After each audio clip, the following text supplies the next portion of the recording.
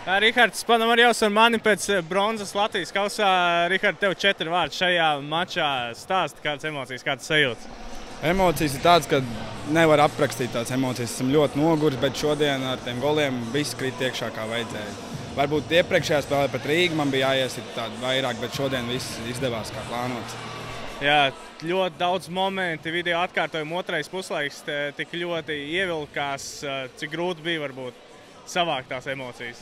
Bija ļoti grūti, jo skatoties uz rezultātu un Salaspils vēl sāk atspēlēties, tu skaties uz rezultātu, it kā vēl ilgi jāspēlē, tad vēl dažādi asumi un tas baigi to, kā lai saka, tev izsit no spēles ritma ārā, tev pēc tam jāiet spēlēji pa jaunu, tādēļ man liekas, ka tāpēc mums arī sākšu tik daudz. Māc Krustevs! Māc Krustevs!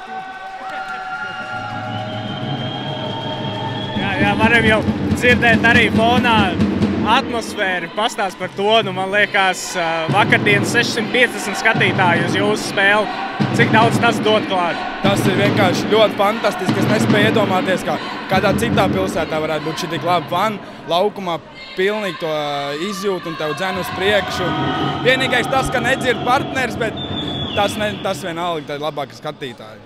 Jā, nu, beigās gribu tev paprasīt, laikam, cik svarīgi bija šī uzvara, lai gan tas ir tikai, nu labi, nevaram teikt tikai, bet Latvijas kausa bronza, cik svarīgi bija izcīnīt šodien to uzvaru, lai tad ejot uz virslīgas čempionātu, tur arī varētu cīnīties par bronzu. Es domāju, šis bija arī viens no mērķiem un ļoti svarīgs mērķis, un šis mums deva pārliecību virslīgas spēlēs, lai mēs izcīnītu 3. vietu. Mums tāds arī ir mērķis.